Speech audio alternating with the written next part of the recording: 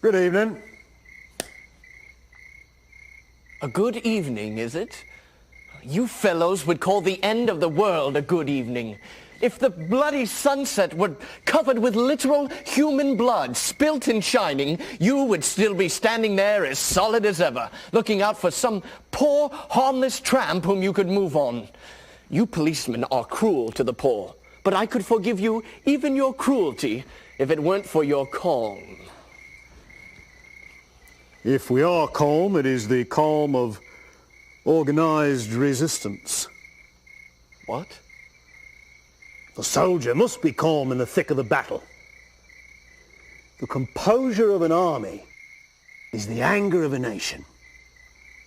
Good God, did you learn that in school? No. What education I had was very rough and old-fashioned, I'm afraid. Why did you join the police? For much the same reason that you abused the police. I found that there was a special opening in the service for those whose fears for humanity were concerned rather with the aberrations of the scientific intellect than with the normal and excusable, though excessive, outbreaks of the human will. I trust I make myself clear. No, not at all. How is it that a man like you, in a blue helmet, comes to be talking philosophy? You have evidently not heard of the latest development in our police system. I'm not surprised at it. We have been keeping it rather dark from the educated class because the educated class contains most of our enemies. But you seem to be in exactly the right frame of mind. I think you almost might join us. Join you in what?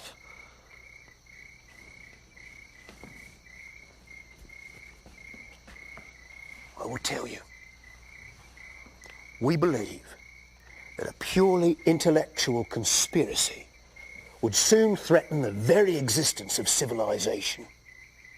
That the scientific and artistic worlds are secretly bombed in a crusade against the family and the state. We have formed a special corps of policemen. Policemen who are also philosophers. It is our business to watch the beginnings of this conspiracy. And what do you do then?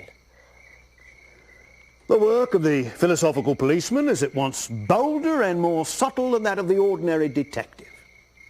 The ordinary detective goes to pothouses to arrest thieves. We go to artistic tea parties to detect pessimists. We have to trace the origin of those dreadful thoughts that drive men to intellectual fanaticism and intellectual crime. Do you mean that there is really as much connection between crime and the modern intellect as all that?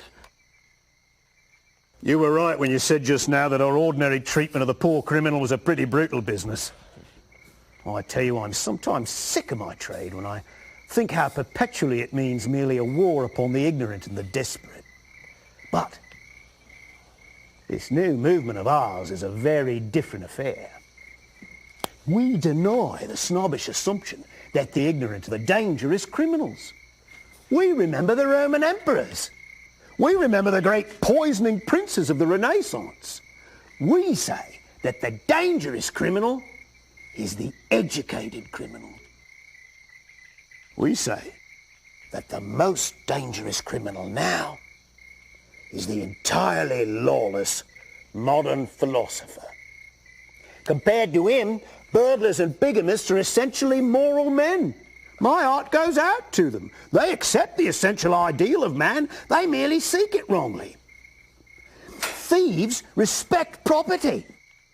They merely wish the property to become their property, that they may more perfectly respect it.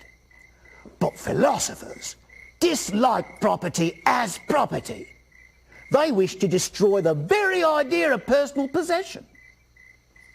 Bigamists respect marriage, or they would not go through the highly ceremonial formality of bigamy.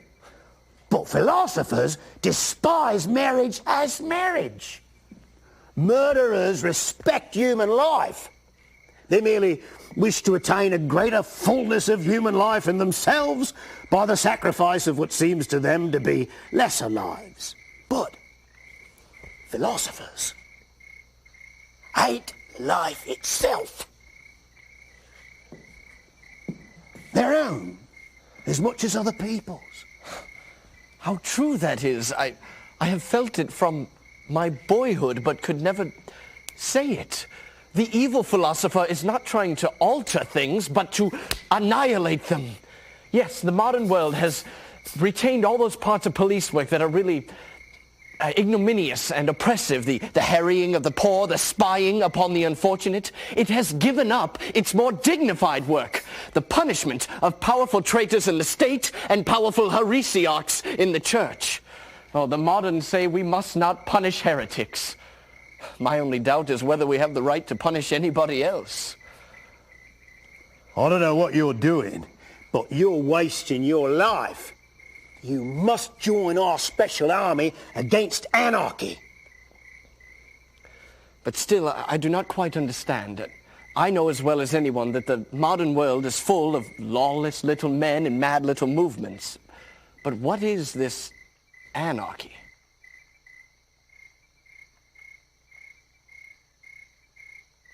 Is a vast philosophic movement consisting of an outer ring and an inner ring. I prefer to call the outer section the innocent section, the inner ring the supremely guilty section. The outer ring, the main mass of their supporters are mere anarchists, that is, men who feel that rules and formalities have destroyed human happiness. They believe that all of the evil results of human crime are the results of the system that has called it crime. They do not believe that the crime creates the punishment. They believe that the punishment has created the crime. They believe that if a man seduced 7 women, he would naturally walk away as blameless as the flowers of spring. They believe that if a man picked a pocket, he would naturally feel exquisitely good. These I call the innocent section. Oh. These people talk about a happy time coming, the paradise of the future, mankind freed from the bondage of vice and the bondage of virtue, and so on. And the men of the inner circle also speak to applauding crowds of the happiness of the future and of mankind freed at last. But in their mouths, these happy phrases have a horrible meaning. They are under no illusions. They are too intellectual to think that man upon this earth can ever be quite free of original sin and the struggle. And they mean death. When they say that mankind shall be freed at last, they mean that mankind shall commit suicide. When they talk of a paradise without right or wrong, they mean the grave. They have but 2 objects: to destroy, first, humanity, and then themselves. That is why they throw bombs instead of firing pistols. The innocent outer circle are disappointed that the bomb has not killed the king. But the inner circle is happy because it has killed somebody. How can I join you?